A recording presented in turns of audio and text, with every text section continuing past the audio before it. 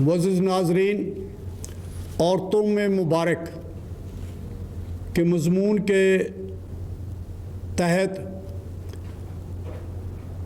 مختلف ایپیسوڈ پہ پیغامات دیے جا رہے ہیں۔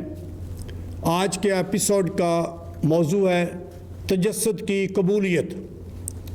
تجسد کیا ہے؟ تجسد خدا کے انسان بننے کا بھید ہے۔ تجسد انسان اور خدا کا باہمی تعلق اور رشتہ ہے۔ تجسد الہی اور انسانی عہد ہے۔ تجسد خالق اور انسان کے مابین گفتگو ہے۔ تجسد کا بھید اور تجسد کے عقیدے کو مقدسہ مریم سے علیحدہ کر کے سمجھا نہیں جا سکتا۔ کرسمس کے ہر گیت میں کسی نہ کسی طریقے سے تجسد کے کسی نہ کسی پہلو پر روشنی ڈالی جاتی ہے۔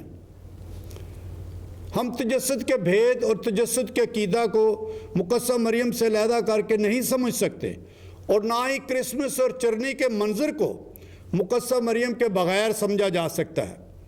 مقدسہ مریم مومنین کے لیے مثال اور ایسی شخصیت ہے جس کے بغیر تجسد نامکمل رہتا۔ اس میں اور اس کے ذریعے تجسد ممکن ہوا۔ وہ سب انسانوں سے زیادہ خدا کے تجسد کو سمجھ سکتی ہے، کیونکہ وہ تجسد کے تجربے سے گزری اور طویل عرصہ تک اس پر غور و فکر کرتی رہی اور اسے محسوس کرتی رہی۔ تجسد کا بھید خدا کے انسان بننے کا بھید اور عقیدہ ہے۔ صدیوں سے سال بے سال کلیسیا اس پر غور و فکر کرتی آ رہی ہے۔ عہد نامہ عتیق کی نبوتیں اور پیش گوئیاں ساتھ ساتھ ملا کر اور ان سے مدد اور معاونت لے کر انجیل نویس کے الفاظ کو سمجھنے اور ان کی تشریح کرنے کی کوشش کی جاتی ہے۔ انجیل نویس روح القدس کے الہام سے جو کچھ بتانے کی کوشش کرتے ہیں، یہ وہ بھید ہے جو بتایا نہیں جا سکتا۔ انسان ہوتے ہوئے ہم اپنی عقل کی بنا پر اور اپنی عقل کے بل بوتے اور عقلی سطح پر سمجھ نہیں سکتے۔ غالباً مقدسہ مریم کو بھی انسان ہوتے ہوئے انسانی عقل کی بنا پر تجسد کے بھید کی سمجھ نہ آئی۔ مقدسہ مریم نے اس بھید کو پہلے عقل سے سمجھ کر اور بعد ازاں قبول نہ کیا، بلکہ پہلے ہی قبول کر کے بعد ازاں اس پر غور و خوض کرتی رہی۔ اور یہ بڑا ایک نازک اور اہم نقطہ ہے کہ پہلے عقلی سوال کر کے اور تسلی کر کے قبول نہ کیا، بلکہ پہلے قبول کر کے بعد ازاں اس پر سوچتی اور غور کرتی رہی اور اسے سمجھتی رہی۔ لہذا خدا کے تمام الہی بھید اور تجسد کے بھید عقل سے سمجھ کر قبول نہیں کیے جا سکتے۔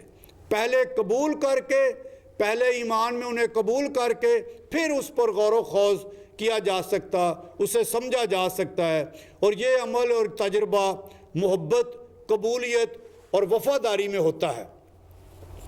لوکا انجیل نویس مقدسہ مریم کو کلیسیا، برادری اور مومنین کے لیے مثال اور نمونے کے طور پر پیش کرتا ہے کہ مومنین کس طرح اور کیسے کلمہ کو اپنی روزمرہ زندگی میں قبول کر سکتے اور اپنی معاشرت کا اہم حصہ بنا سکتے ہیں۔ مقدسہ مریم نے خود کو خدا کے لیے مکمل طور پر دے دیا اور وقف کر دیا۔ انسانوں کی نجات کے لیے، انسانوں کو رہائی دینے کے لیے، انسانوں کو بچانے کے منصوبے میں اپنے آپ کو مکمل طور پر خدا کے منصوبے میں سپرد کیا۔ لوکا انجیل نویس فرشتے کے پیغام میں تجسد کے بھید کا انکشاف کرتا ہے، اس بھید کی تشریح اور تذکرہ اور بیان کرتا ہے۔ اس تذکرے میں چند مراحل کا ذکر کروں گا۔ اول، کہ ایمان کے ذریعے ناممکن بھی ممکن بنتا ہے۔ دوم، کہ خدا کس طرح ہر وقت انسان کے دل اور شخصیت میں داخل ہوتا ہے۔ خدا انسانوں میں دلچسپی لیتا ہے، خدا کوشش کرتا ہے اور انسان کے تعاون سے انسان کی زندگی بدل دیتا ہے۔ کلام مقدس ہمارے لیے نمونہ اور مثال ہے، اور یہ سب اس لیے لکھا گیا ہے تاکہ ہم اس کی پیروی کریں، اس کی تقلید کریں، تاکہ ہم مقدسہ مریم کی مانند، مقدسہ مریم کی طرح خدا کو موقع اور مقام فراہم کریں، خدا کے منصوبے میں تعاون کریں اور اسے آگے بڑھائیں۔ اور ایسا کرنے میں خدا کا کلام ہماری زندگی میں تجسد اختیار کرتا، ایک شکل لیتا اور جسم لیتا اور پھلدار بنتا ہے۔ یہ کہ خدا پہل کرتا ہے۔ بشارت مقدسہ مریم کے منظر کی طرف دھیان کریں۔ پہلے فرشتہ مقدسہ مریم کے گھر میں داخل ہوتا ہے، پھر اسے سلام کرتا ہے۔ خدا ہمیشہ پہل کرتا ہے، ہمیشہ پہلا کلمہ خدا ہی بولتا ہے۔ خدا انسان کو نجات دینے، انسان کو بچانے کے لیے پہل کرتا ہے۔ پہل ہمیشہ اسی کی ہوتی ہے۔ چوتھا نقطہ، انسان سوچتا اور گھبراتا ہے۔ مقدسہ مریم فرشتے کے پیغام اور سلام سے گھبرا گئی۔ الہی آواز کے روبرو انسان کا گھبرا جانا ایک فطرتی عمل ہے۔ کیونکہ انسان اپنے چھوٹے ہونے، اپنے پستہ حال ہونے پر اور ایک طرف الوہیت کی سرفرازی کا اقرار کرتا ہے۔ جب الہی اور انسانی کا آمنا سامنا ہوتا ہے، الہی اندیکھے اور انجانے تجربے کی بات کرتا ہے، جبکہ انسان اپنے دیکھے اور جانے تجربے اور مشاہدہ کی بنا پر بات کرتا ہے۔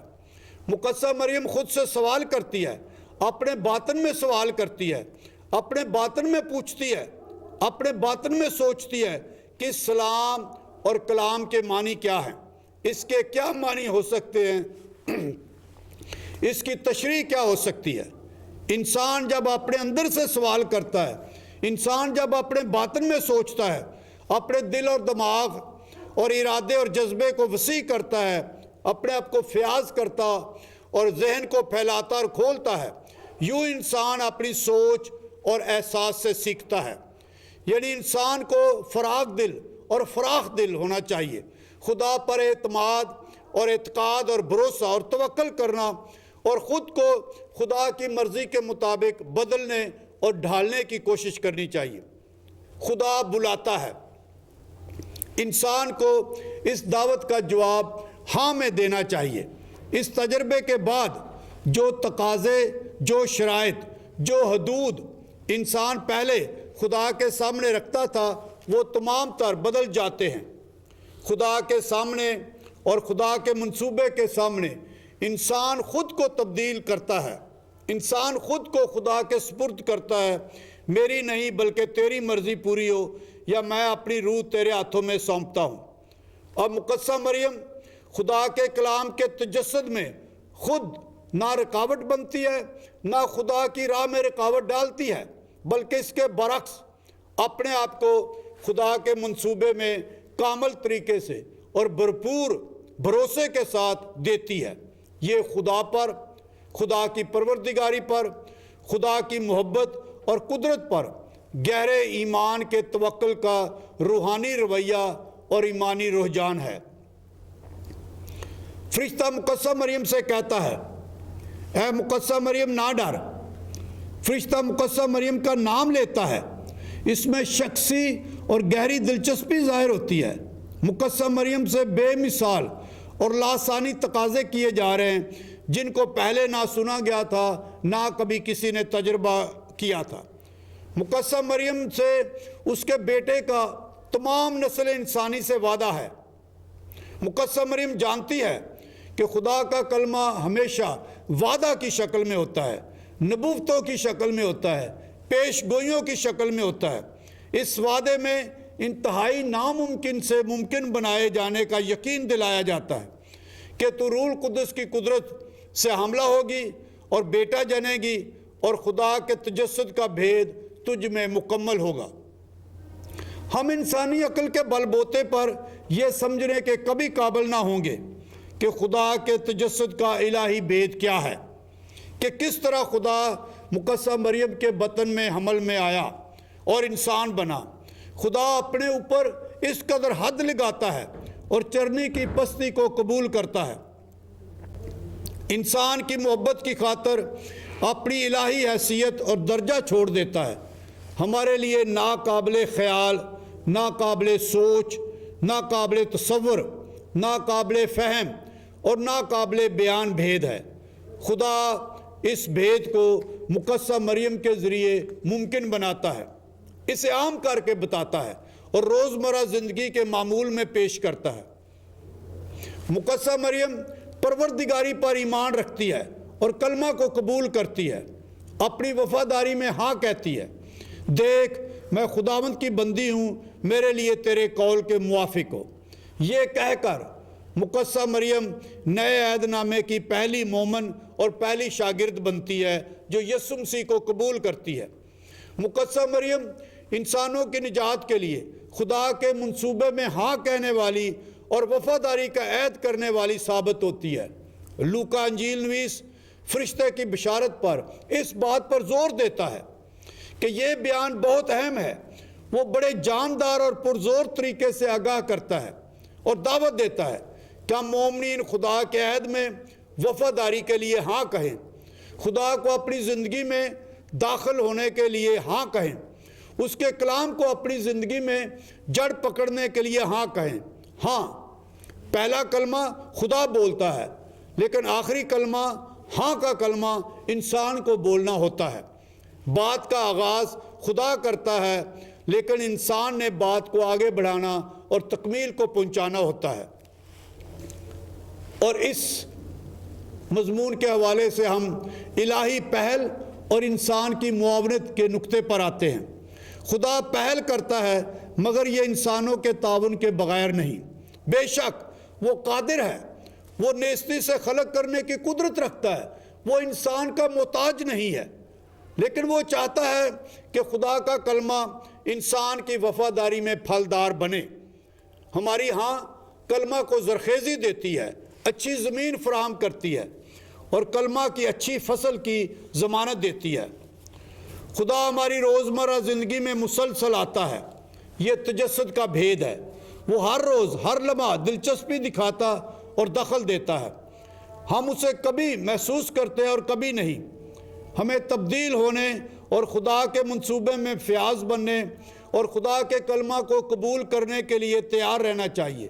اگر ہم ایمان رکھیں، اعتقاد کریں، اپنی زندگی، اپنے خاندان اور برادری اور اپنی معاشرت میں خدا کی دعوت کا، محبت کی دعوت کا ہاں میں جواب دیں،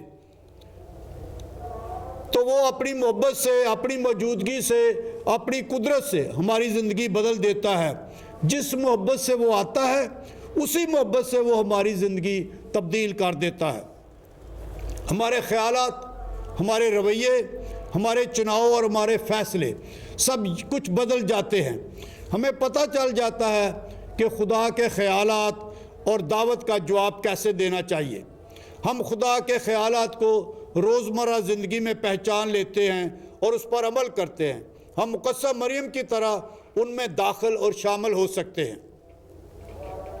مقدسہ مریم نے خدا کے خیالات کو وفاداری سے قبول کیا۔ خدا کے خیالات کو ہم عقل سے سمجھ نہیں سکتے اور نہ ہی سمجھ کر قبول کر سکتے ہیں اور نہ ان کے اثرات جان سکتے ہیں۔ ہم خدا کو شکست نہیں دے سکتے۔ اگر ہم خدا کو قبول کریں، ایمان اور وفاداری میں اپنا لیں، تو پھر سمجھ آنا شروع ہوتی ہے۔ مقدسہ مریم کو عقلی سطح پر سمجھ نہیں آئی تھی، مگر جب اس نے تجسد کے بھید کو ایمان اور وفاداری میں قبول کیا اور اس پر غور و خوض کرتی رہی، تو آہستہ آہستہ تجسد کا بھید اس پر ظاہر ہونے لگا اور یہ بھید کھلنے لگا۔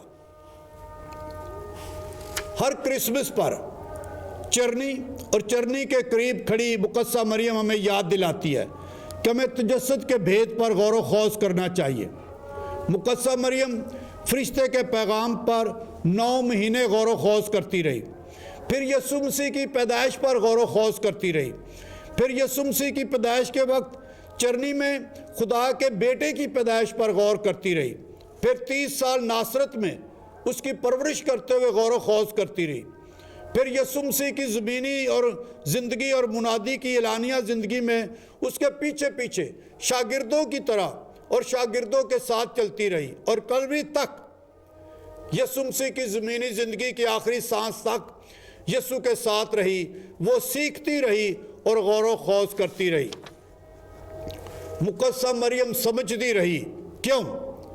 کیونکہ اس نے خدا کو قبول کر لیا تھا۔ اس نے تجسد کے بھید کے روبرو ایمان اور وفاداری سے قبولیت ظاہر کی تھی۔ ہم مقدسہ مریم کی مثال اور نمونے سے یہ سیکھیں کہ خدا کے کلمہ کو قبول کرنے اور ہاں کہنے کی جرت کرے، باقی سب کچھ خدا کرے گا۔ ہمیں صرف وفاداری کا عہد باندھنا اور ہاں کہنا ہے، باقی سب خدا اپنی محبت اور قدرت میں مکمل کرے گا۔ وہ صرف ہماری ہاں کے انتظار میں ہے۔ ہماری ہاں ہی ہماری زندگیوں میں خدا کے تجسد کے بھید کو شروع کر سکتی ہے۔ خدا ہمیں دعوت دے رہا ہے کہ ہم ہاں کہیں تاکہ ہماری زندگی میں کلام جڑ پکڑے۔ ہم ایمان کی آنکھ سے دیکھیں، محبت بھرے دل سے دیکھیں، ہم فرشتے کی آواز کو سنیں اور خدا کے کلمہ کو سنیں اور قبول کریں۔ خدا ہماری زندگیوں اور معاشرت میں پیدا ہونے کے لیے انسان بننا چاہتا اور ہماری ہاں چاہتا ہے، تاکہ ہم تجسد کے بھید کی برکات اور خوشیاں بھرپور طریقے سے اپنی زندگی اور معاشرت میں منا سکیں۔